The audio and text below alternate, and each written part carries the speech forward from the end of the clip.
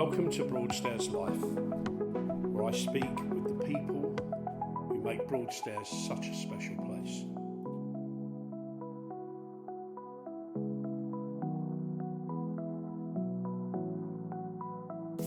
Welcome to Broadstairs Life, and today I'm sat with Nicci, and we're surrounded by children's books. We certainly Obviously. We're down in Redden Street in your shop. Yeah. And, like I say, we've got just books everywhere, all around us. So it's lovely. So, Nicci, tell us a little bit about yourself and your background and how this place started. Well, I'll try and keep this as concise as possible. So I'm a mum, and I've had various careers. I'm probably what you would call kind of verging on middle age now. I've passed that. And so I've had some interesting careers. I've had a career in the hip-hop music industry. I've had a career in the NHS, in IT and business intelligence. And I fell into the world of children's publishing, the wonderful world of children's publishing, about 6 or 7 years ago, when my youngest child left to go to school. And it was just before COVID, and I didn't know what to do with myself. My brain was bursting, and I needed to find something to keep me busy. Also, I had terrible separation anxiety from my child going to school. Oh, right. And I was, I don't know what to do with myself. Wandered past down Addington Street in Ramsgate, and just for a coffee.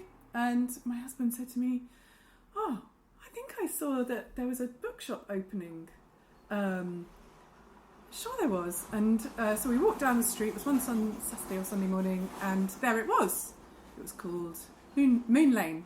And so I walked in and just said to the lady, I'm just looking for a couple of hours a week, and sent her my CV. And she's like, "Oh yes, you're definitely we would love what would you like to do?" And because I'd had so much experience in all sorts of things like program management, web building, and all sorts of things, music industry. So like there was a lot of translatable skills with marketing and e-commerce and stuff like that.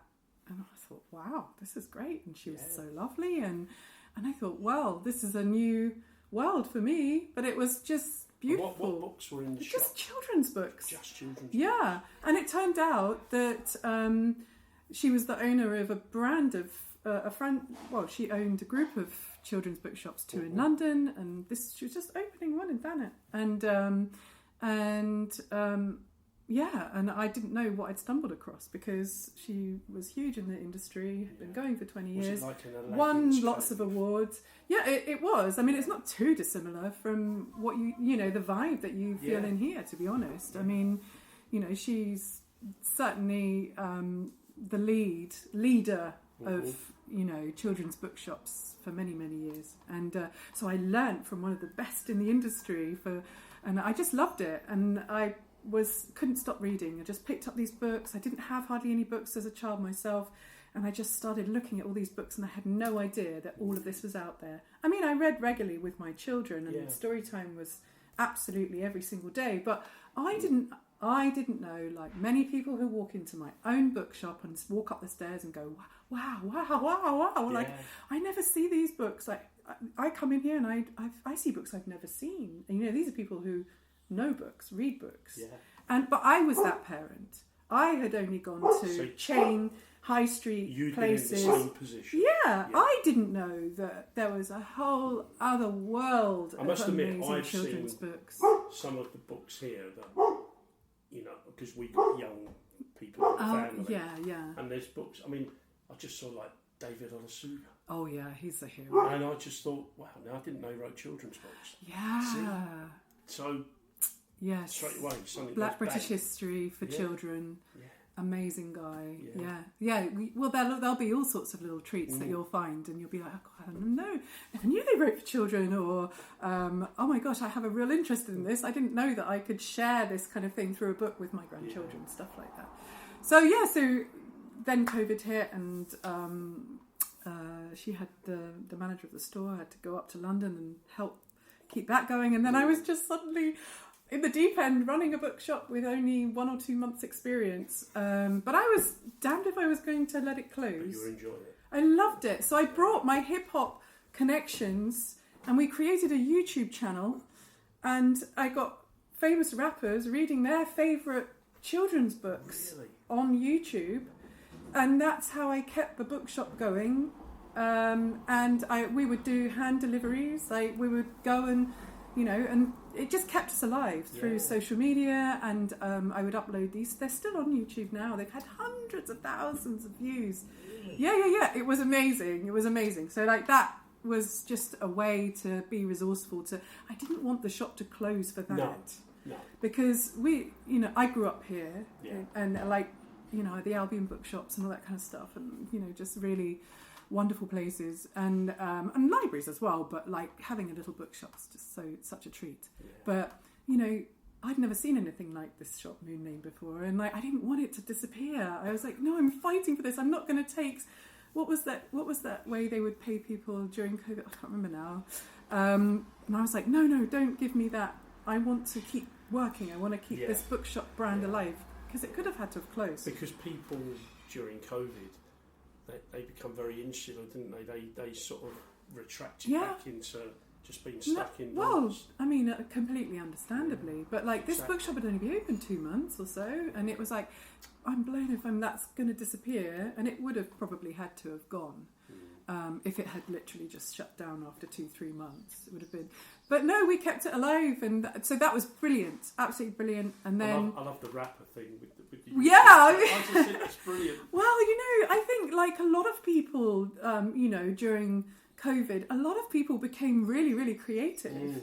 That a lot of people started writing books. Yeah. A lot of people turned to art. We used to go out for walks, because obviously you could go out for a walk, and I would photograph every street on the walk. Oh, that's cool. And we'd do an 8-mile walk, so I'd photograph every street, because some people couldn't go out, and then I'd create a little movie with a bit of music, and then posted it. And that is so lovely. I forgot about that street.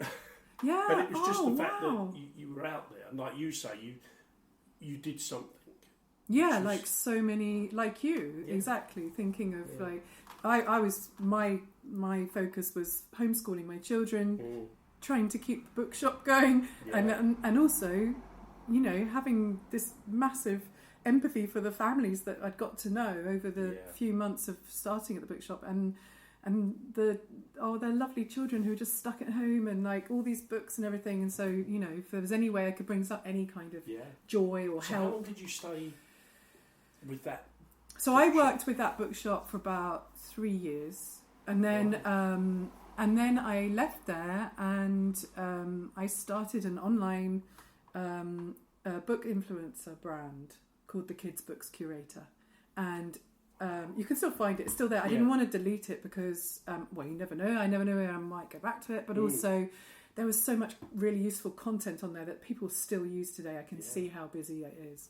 And I really just wanted to get the message out to a much wider audience. And I built up so many wonderful contacts in publishing.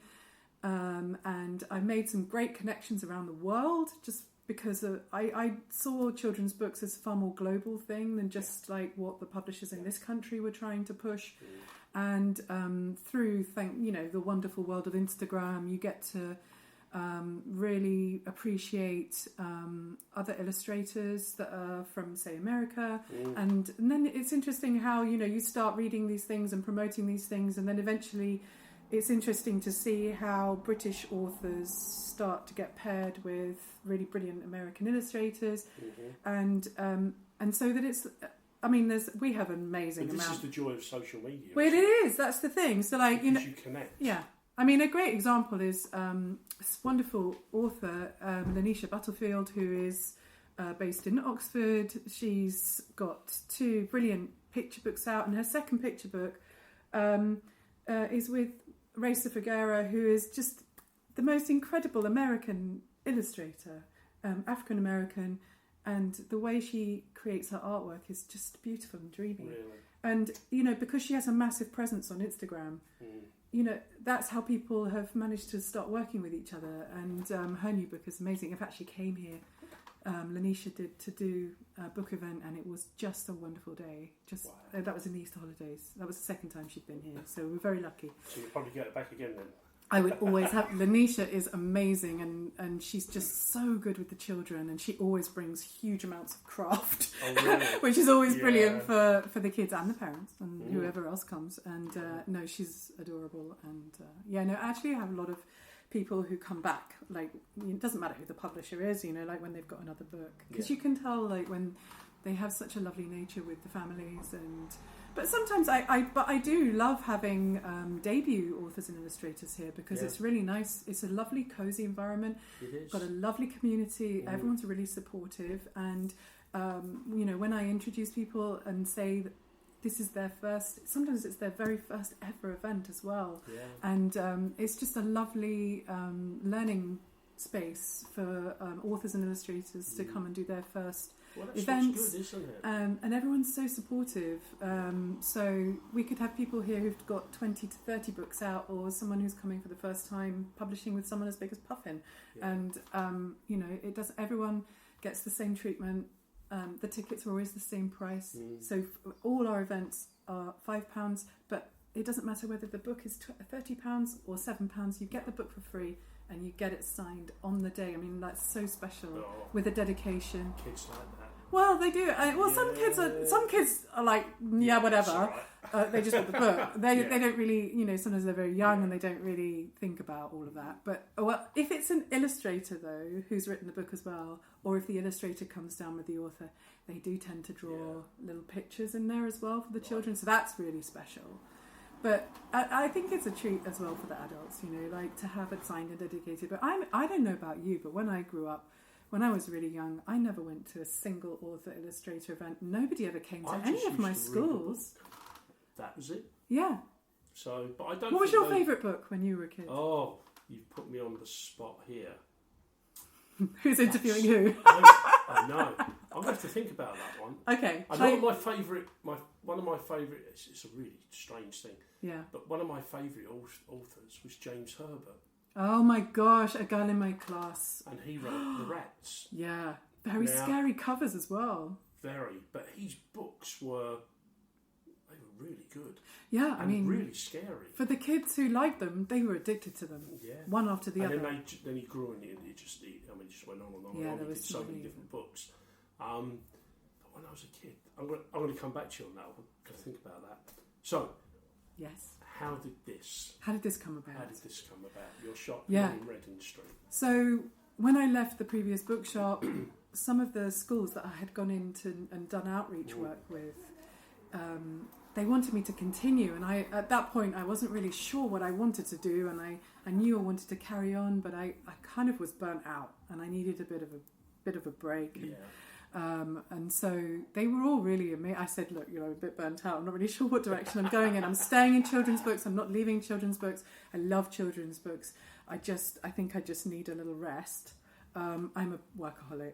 And so it was great. So then they were like, the children really miss you. You've got to come back. Because I used to go in and do school book clubs and story times and things like that. And I was like, okay, how can I say no to that? And actually, I always am a great believer in sort of like the organic flow of where... Do you remember The Littlest Hobo? Do you remember that? That, I couldn't really watch it all the way through when I was a kid because it was too emotional. But I kind of feel like that had a big impression on me about, being where you're needed and where you can find your place to help and, apply whatever natural gifts that you've been given. And so...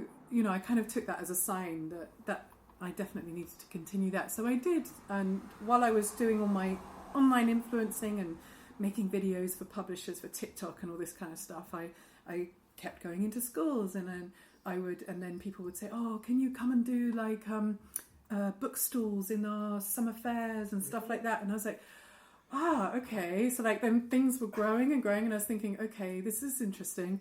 And then I was doing one at St Lawrence College in Ramsgate, which is sadly closed. And all these parents were saying to me, because by this time the shop in Addington Street had closed down because she moved to her bookshop to Whitstable. So a lot of parents were leaning over with their bundles of books to pay, and they were going, "Oh my goodness, it's so sad we don't have a bookshop in Thanet anymore, a children's bookshop in Thanet anymore." And isn't there any way, like? And I was like, I was just saying to everyone who said the same thing, I really am just waiting for a sign. It's, it would be a dream to have my own bookshop, but that is a huge undertaking for one person on their own, part-time mum of kids, etc., etc. Yeah. So I was like, and husband with a very, very busy job. So I was just like, I'm just going to leave it up to fate. And then a lady who I knew, she leant across and she said, "I've got a whole first floor, free, open, available, really? On top of Staple in Reading Street." Yeah. She said, "Would you like it?" And I didn't even think about it. I just said yes. yes. I just said yes. I didn't even think about it. I said yes. And then carried on serving people because it was so busy and hectic. But I knew her, the lady as well. And 2 weeks later, I was sitting here with a table, a chair, and just a few books on top of the table. I didn't know where I was going to go. I didn't know anything. I just went with it. And I love being here so much. I love it. The people, I love the staff downstairs, Emma leading the team, and working with Steve and Rachel, who own the Staple businesses, and the community, the families and the people that live on Reading Street. Yeah, it's a lovely little street, isn't it? Just getting and to know the you're still local. close to Broadstairs, aren't you? Yeah, but also there's schools here. You've got Calais, you've got St Peter's, you've got Palm Bay, and all the schools that I built relationships up with. I still work with them, and I love working with them. And then I'm just building new relationships with some of the schools that I'd never worked with before. So I'm now bringing in authors and illustrators into these schools, and I did a massive World Book Day campaign where I bought it was almost 1,000 books and donated them in the schools to the children. Yeah. Oh, that was awful. I took on a bit more than I could manage, actually. I had to rope in a lot. How did the children react to that? Oh, no, they always love it. I mean, you get these... You sound like... Because there's a lady in America, isn't there? Dolly Parton, who does it. She's Dolly. Massive. Yeah, I know. She's books. amazing. She really pushes kids. She's books, amazing. Yeah, she's now opened up a base here in the UK.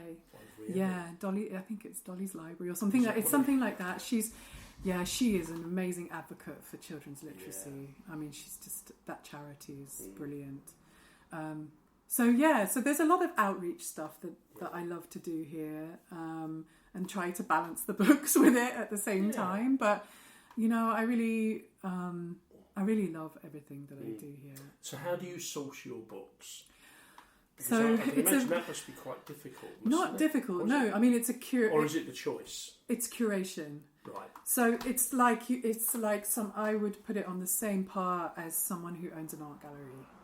It's that kind of thing. You're curating a collection. You're looking at the art. You're going into the history of the author, the illustrator. Yeah. You're looking at the publisher, and is it important to have good links with these people? Hugely important, because otherwise, there's absolutely no way I would be able to have the number of authors and illustrators of the calibre that they are down here. I have to negotiate really hard and have brilliant relationships with everyone in order to negotiate people to come down here on their promotional tours, because I would never be able to pay them what they normally would get for a fee, and then give the books away essentially. As well, isn't it? Oh, it is, and but the publishers know that I love to do the, I feel like it's very symbiotic. When you work with me. You get the author and illustrator have a lovely time when they come here. They love the community. They love being in the bookshop. It celebrates who they are and what they do. They really feel the love when they come in here. Yeah, but this is what like a lot of authors and illustrators, even if they're children's authors, they're at home a lot writing. they're drawing. And when they come into places like this and they see their stuff on show, that they get to come in and they paint a window for us, or they come in and they do the events with the children, and it's really intimate, space. So, they are one-to-one interacting. Like a lot of the people who come here, they also do massive things with London schools, Manchester schools, where they're in there and they've got 2,000-3,000 children in one room. They don't get that one-to-one interaction, where they can try new things, or with different ways of doing activities that support the learning within their books, things like that. But also, people who've been in this game a really long time when they come here, it's a lovely day out, and they get to read their stories in a really small setting, and they get to interact with the children and talk to them and hear what the children think about their books and what questions they're asking. Which part? I've had authors here who've been very surprised about which parts of the story the children pick up on, and they weren't expecting it. And so then they adapt their events and the way they talk about their books. It happens a lot. Children are very perceptive. They are amazing. And I tell you what, if I had £1 for every time an author or illustrator came here and they said to children, "Oh, that's a good idea, I might use that in a book." If I had £1 for every time I heard that, because, as you're saying, the children with their free thinking and imagination, I mean, this is the melting pot here, the honey pot of children's minds have got so much stored. Oh, and occasionally it pops out, doesn't it? Yeah, they're not inhibited. Then and especially the younger they are, the least influenced they are by the older generation's way of thinking, the way they grew up, the kind of the ways they've been taught to think about people, or it's. Have you found that more children are now reading? Oh, that's such a great question. I think so. Obviously, I have to keep up with research and development side of things. So you've got Book Trust, National Literacy Trust. You've got lots and lots of organisations who do regular research. And, sometimes you have to take it with a little bit of a pinch of salt, because obviously they take a cohort. Yeah. And they have to make it as representative of the country as they possibly can. So, but on the whole, reading is in a crisis. Reading and literacy is in a massive crisis. Really? Yes. And there are statistics that link, without a shadow of a doubt, literacy capabilities in children to their health outcomes when they're older. And it even impacts on the longevity of their lives as humans. Right. So this is obviously really serious. And it boils down to the ability to read and the ability to communicate. So it's not about parents looking at that statistic and panicking about, oh my God, where do we find the money? Because books are getting more and more expensive, as you can imagine. We've got a lot of wars. We've got problems with the Strait of Hormuz. We had the Panama problem. We had a lot of problems with delivering of books printed in China. So books have gone up £1 to £2 over the last 5 years, and that is a lot when books are expensive already. Do you feel that? Social media is good. Yeah. But to a point. It's quite common where children are just given the iPad or the phone, so they don't pick up a physical book. Right. Yes. Because you're right. my wife, she uses a Kindle, obviously, like everybody does. Yeah. But occasionally she goes, "Oh, it's so nice to touch a book." Yes. And read it. Yeah. So particularly young children, having that tactile sense. There's a lot of books that have lots of different types of touch sensations and sensory things in them, and those are really important. And also for fine motor skills with their hands, having interactive board. See, that's books. interesting what you're saying, because my son is blind. Now he's 36. Okay. But when he was younger, we would read to him. Yeah. But then we were able to get books in Braille. Yes. Now, books in Braille are very expensive because of the nature of making them. Yeah. Canada, fantastic.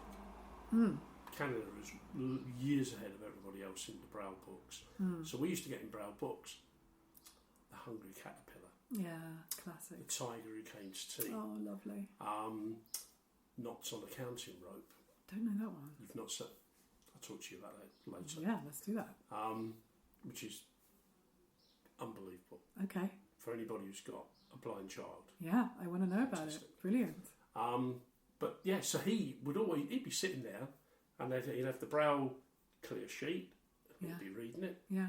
So he could read it with his cousin because it had so the normal lovely. page underneath. Yeah. So it was inclusive. Yeah. So when you say about that feeling, Yeah. that texture, there is a publisher now in this country who's doing them, but they are very expensive. And Dapo Adeola, who is a children's author, illustrator, multi-award winning, just an amazing guy. I think at least one of his books has now been made by this company, and it has been on my list right? to try to source them, but they are very expensive. They are expensive. Like it's you say. It's a small market, but it's needed. But it's a big market that's needed. Yeah, absolutely. So it is there. It's very specialised. But I say it's just that tactical feel. Yeah. Of a book in your hand. Yeah, but like going back to what you were saying, your wife has the Kindle, but her saying, sometimes I just really want to hold the book and feel the pages turning and the smell of the book. Yeah, smell. Which is another massive thing. Yeah. Like people come into a bookshop and they comment, I love the smell of a bookshop. It's a bit like you go into it's like going into a forest. Yeah, or if you go into an antique bookshop. Oh yeah. And it's very dusty. Yeah. It's unbelievable the different smells from every book. Well, and it's different types of ink as well, and like over the years and all that kind of stuff. And leather-bound books, of course, you'll have in antique shops as well. But yeah, so like tying that together with what we were saying around the statistics and the drop-off of kids reading. What has become very apparent, and there's a pivot in the children's publishing industry around what used to be quite taboo. So like what used to be quite taboo is pushing the reading on a device or listening to an audiobook, because for a bookseller traditionally that would mean, oh my gosh, I'm pushing my customers away from buying my books. And I'm, what's going to happen to the good old indie bookseller, However, and I always go to all the children's conferences with all the publishers and the Bookseller magazine and stuff like that. It's really important to try and stay integrated in where the industry is going, the future of the industry, and which is why I stock the Yoto players and the Yoto cards and the Tonys and the Tony player activity figures, and I stock the ones that pertain to learning and to reading books, so that children can either listen to an audiobook or they can listen to the audiobook, but they can have the physical book in front of them as well, and they can go along with it, and it really helps to encourage reading. So I think what we are doing is we are looking at the way children are growing up now. We are in a massive advanced technological age compared to the 1980s, 1990s. We started getting story tape cassettes at that point, but it would come usually with a book where you would read along. I will not tell you how many children's CDs we've got in our house. Have you? Which we don't need anymore, obviously. Yeah. We must have thousands. Yeah, not and I am talking. Yeah, really thousands. Thousands. Oh my goodness gracious. So. Yeah, so we can see how things have changed over the years. And I remember when this happened in the music industry, and Peter Gabriel and people like that were absolutely incensed that people could listen to music digitally. And that was the beginning of it. That's the norm. And that was in the early 90s. Yeah. So that was up and arms. So this is happening in children's books, but hourly listening to books is huge. It's developing comprehension skills, it's building vocabulary, it's teaching empathy and growth mindset and inclusivity and diversity, obviously depending on what you're listening to. Yeah. There are certain books and authors that really don't promote diversity and, being kind to people. So I don't tend to promote those people, obviously. No. But we have to, as booksellers, if you're a specialist children's bookseller, you have to really care about all the ways and means children are enjoying stories. Exactly. So whether that is me sitting down, giving a free story time session, and knowing that, and having literally no expectation, and not putting any pressure on anyone to buy a book, but just to come and enjoy the vibe. The children still amaze you? Oh, it's just so wonderful. Yeah, all the time. And what I love about... So I've been... This Happy Reading's been open now for 2 years. And I've been privileged to watch the children that started coming to story times here when I first opened, aged 4, 3, and now 6 years old, and I've seen them as they've gone through, and they've started school, they've started their reading journeys, and some of them have got some learning difficulties as well that they didn't know they had. And so I'm able to still support them through the bookshop, through different books that have accessible symbolised editions, or, you know, just to give the parents encouragement and understanding. And so it's just... Honestly, these, and I get brought lovely cards and some. I know some children bring me books that they make themselves, and they make stories up about the bookshop. And oh gosh, it just honestly, it just melts my heart. You mentioned earlier that you do events. I do, yes. I know you've got something. Is it in the end of this month? So every school holiday, whether it's half-term holidays or it's a normal school holiday, I put on daily literary events for children, and they could be a book club with me, or it could be an author or illustrator that's visiting and they're going to do an event about their book, or it's a bespoke event where they're creative or illustrators and they do magazine making or something like that. So by the time people are listening to this, it'll be almost the summer, and every August, it's the 1st of August right to the end of the month. Every day that I'm open, there'll be something. Lovely. And how can people find out about this? I'm on Instagram at Happy Reading Bookshop, which is also my Facebook as well. I have a website, happyreading.uk, so you can find me on there. And I have an Eventbrite page. That is like, people come in here because tickets go very quickly depending on the event. And I would say please sign up to the Happy Reading Children's Bookshop Eventbrite page. Follow us, because that is where you get the notification the same day that I put an event live for tickets. Because the space is quite small. Sometimes there's only, like, depending on the size of the age group, because if you've got a bunch of 10-year-old kids, I can only probably fit about 6 in a room for a workshop. Whereas if it's for like 2, 3-year-olds, I can maybe fit 8.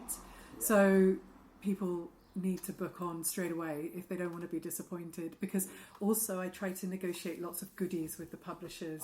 So they stickers, limited edition art prints from the books.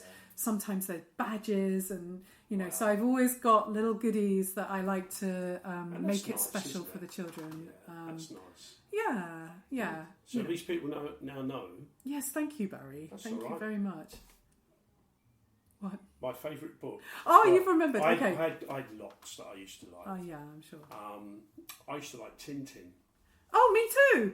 Yeah, Asterix as well. Did you read Asterix? Oh, Asterix. Yeah, Asterix, and I have a few of them here. The ones that are appropriate for today. I've forgotten about Asterix. They're still putting them out. Are they really? Yes. Oh, Tintin, they're not. No, Tintin, Tintin I used to really like, and then later on they brought out the cartoon series, and I like. Hergé, yeah, I know. Hergé's The Lake of Sharks. Tintin. Was that was they did that film, didn't they? Yeah, they did. Lake of Sharks. Yeah, that's brilliant. So there you go. I did remember. I was trying to think, and I yeah. it is. I used to love those as well. Yeah, absolutely. So you know, but books never go out of fashion, do they? The classic, some of the classic stories are still. I think it's stories, really, whether they're in paper format or whether they're digital. I mean, to be honest with you, I'm coming across a lot of issues around books that I love and that are still incredibly relevant and wonderful that I would like to stock here, but they're out of print. And it's really, really sad because, you know, I would love to share these with my customers. Of course. And sometimes it's impossible because publishers are not printing them anymore. And that's really frustrating. Yeah, I can imagine. And that's sometimes where the digital might come in handy. But it's all about stories, sharing stories with children and encouraging them to tell stories as well, because that's just such a joy when they do. You inspire them and then they start creating their own stories right impromptu, right in front of you, or they're drawing a graphic novel that's just come into their mind because you just did a graphic novel book club with them, and they just literally start creating their own characters. It is honestly the most magical thing to observe. Yeah. So your passion just comes across, doesn't it? Wow, it's hard not to, it's infectious. No, exactly. You know, children's enthusiasm And it must be and lovely creativity. when you see a child that comes up and goes, I really enjoyed that book. That is amazing. Because that means something. When they come back. Child is taking it in. When they come back and they want to read, have they written book 2 yet? When's book 2 out? Or I get a DM from a parent going, oh, my child absolutely loved that book you recommended. Is there any more? And then I'm like, well, there is going to be one September next year. Wow. Can you make sure you send me a message and save me a copy as soon as you get it? And so I've got this little list. It's a little bit like, for instance, David Walliams. Kids could not wait for that next book because I think he caught their imagination. Because I think some children, I loved them. I would sit and listen to them because we had them on tape and that. And it's a bit like with J.K. Rowling when the Harry Potter series. I can remember having to queue up at W.H. Smith at 10 to midnight, and we were on a plane at 5 in the morning, so I could get the very last book.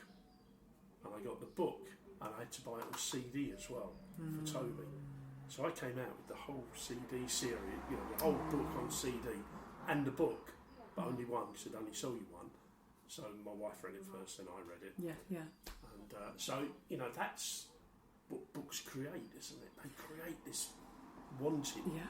Yeah, that's absolutely right. Yeah. I mean, nowadays it would probably be Lottie Brooks and Impossible Creatures. Gandar has been huge. In fact, the author of those book series originally came from Margate. Really? Yes. Now she's a phenomenon. Just won shows, loads of massive awards.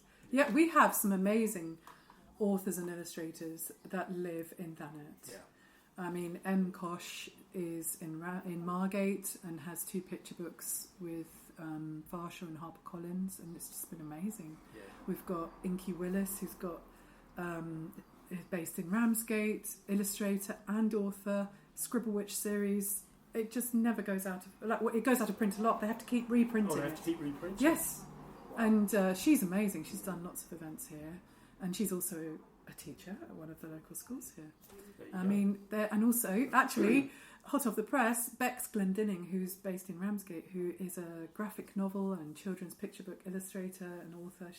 They just won an award. Got announced this morning with the Leeds Literacy, or I can't remember what it was called now, but it's a big award up in the north. So we're a bit of a breeding. I think we have here. some amazing We've got a lot of talent. Creatives here in Thanet. It covers many different areas. Broadstairs. We do. Thanet itself, there's lots of things that go on. We have some amazing people. I mean, and there's also there's a lot of self-published people around here as well who I have interactions with, and where possible, I try to support them coming in here. And so, what would you say to parents or children to encourage them to read and don't dismiss reading? What would you say to them? I would say it's a hard question. I would say come and talk to me. Come and talk to you. Right, there you go. That's it.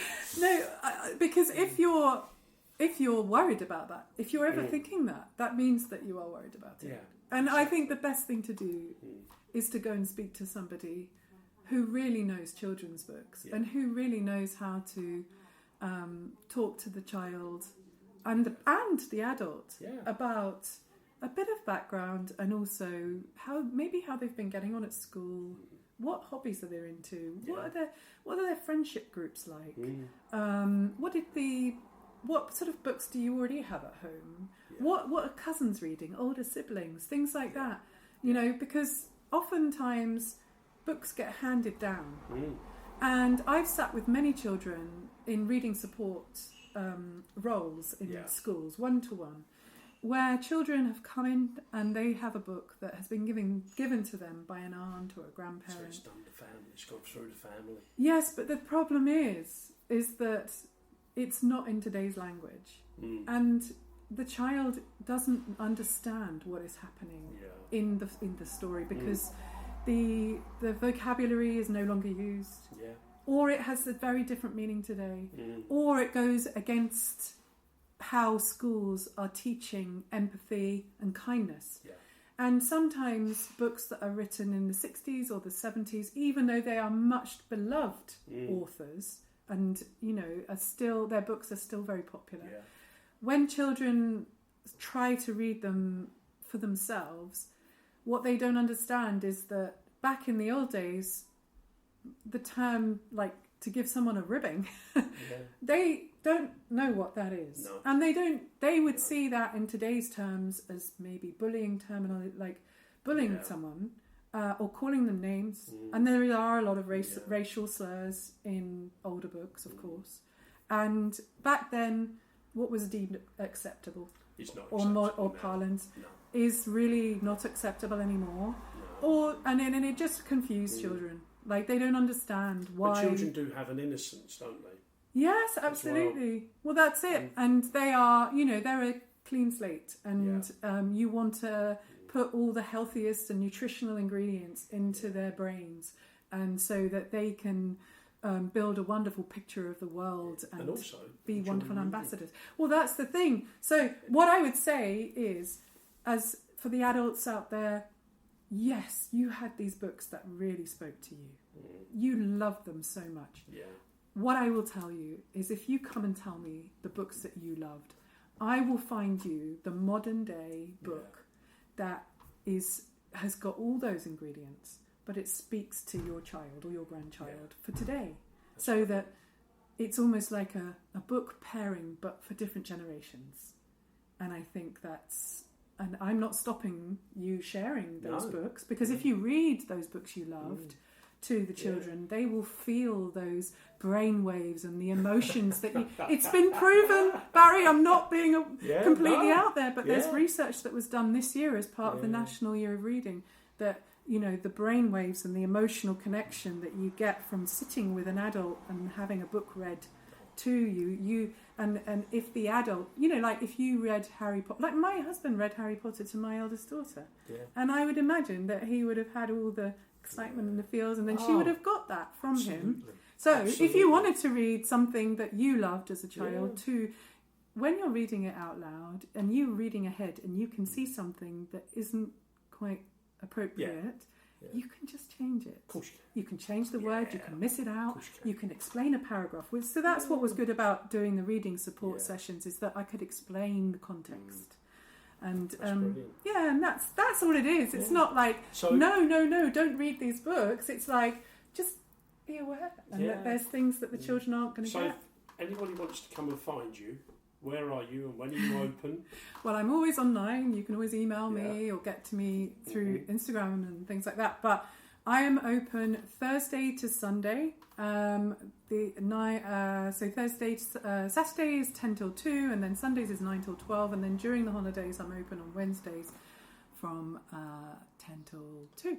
And you're above Staples? I'm above Staples, so you can come here, have amazing coffees, have amazing pastries, come for lunch. And come and have a look at the books. Yeah, and you know what? A lot of the parents, once the children, or grandparents, once the children have been here a couple of times, I've got some little bean bags that I get out. If the parents want to hang out downstairs and have their coffees, chuck the kids up here, and I'm usually just working, and we have a little bit of book chat, and I've got a little play table, and so it's a really lovely place to come and relax, and you can go and feed the donkeys at the end of the road as well. Don't forget the donkey. Don't forget to bring your carrots for the rescue donkeys and llamas and goats at the end of Reading Street. Definitely. Well, listen. Thank you so much. Oh, it's been such a joy. And it's been interesting, enlightening, and it's been lovely to sit surrounded by so many books. Thank you, Nicci. Thank you for the opportunity, and it's been such a treat. And also to hear about your wonderful podcast series, championing Broadstairs and all our wonderful people that live that's here. Very kind. Now, the podcast is about you, so that's it. So thank you very much. Thank you.